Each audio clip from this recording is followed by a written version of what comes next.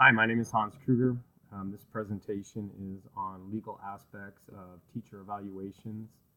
Um, the definition in Ed Weekly that we had, the formal process a school uses to review and rate teacher performance and effectiveness in the classroom is considered the teacher evaluation.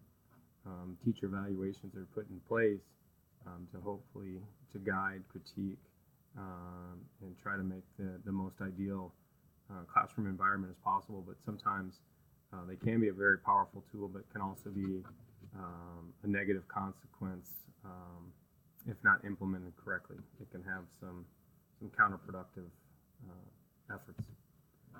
Teacher evaluations, many teacher evaluations have unintended consequences, like I just said. You can read different articles, and some are for, some are against, some have mixed reviews on using student achievement as a teacher evaluation tool.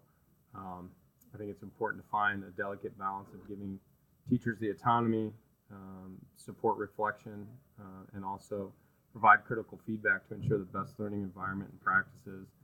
So there's that fine balance there of making it work in a positive way. Here at Davenport Community Schools, our teacher evaluations are on tiers. So we have a tier 1 and a tier 2. Your tier 1 is if you are a year 1 or year 2 teacher, and tier 2 is 3 plus.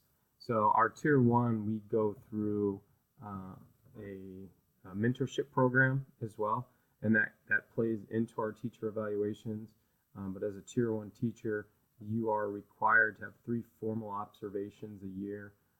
And those observations are with a pre-observation and a post-observation meeting. But those are by your administrator. We currently have 4 administrators, and one of the associate principals is in charge of our department. And so that is who I would see for my evaluations.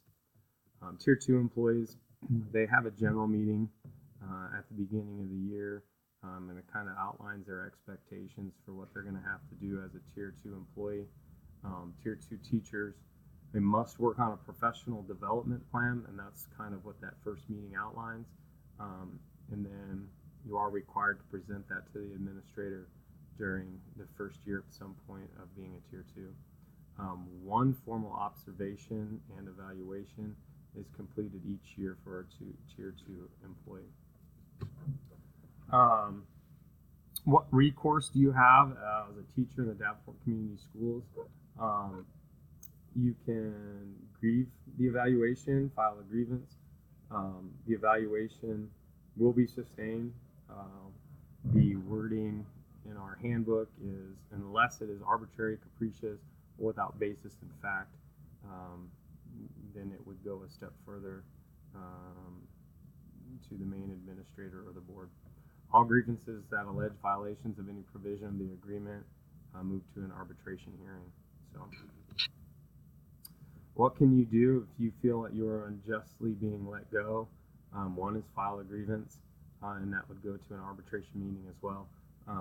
You can also have union representation with you on the meeting, with you in the arbitration process, etc. So that's really about all I found in talking to the administrative staff and with our board. A legal case that I found is Doe versus Antioch. The asking California Supreme Court to compel 13 of the school districts to evaluate educators based in part on student learning and growth. And so California state law says that it should be based part on student learning and growth. The lawsuit states that the current law is being ignored, and pressure from teachers' union have forced the ignoring of that law. The result in the case, the court ruled against Doe and the school district, and the judge said the wording is not crystalline and the districts have considerable discretion in how they apply it. The courts find the reference that they used in the lawsuit for teacher evaluation wording is not clear and unambiguous. And so it seems the wording, if the wording was different, maybe the lawsuit would have been different, but the wording was not clear enough, and discretion was on the side of the school districts. Future leaders avoiding these legal issues and evaluations. I think it's very important to ensure clear and concise wording of the evaluation process, making sure that the staff understand the evaluation process and each step involved in that process. Consistent implementation of the evaluation process, not only just for expectations, but also being bias-free in the process. Utilize a teacher evaluation system that encourages teacher autonomy. Also a system that encourages a dialogue, I think is important between teacher and administrator. That being said, I think it's important to structure the teacher evaluation system to avoid any counterproductivity, doing the things that we just talked about.